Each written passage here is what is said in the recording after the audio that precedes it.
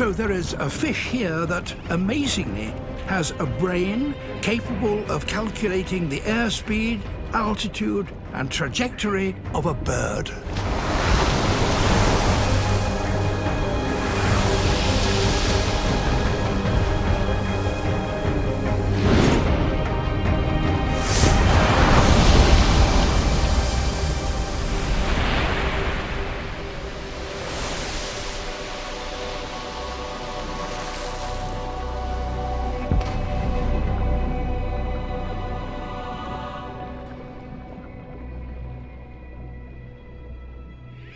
The time comes when every fledgling has to take to the air and collect food for itself.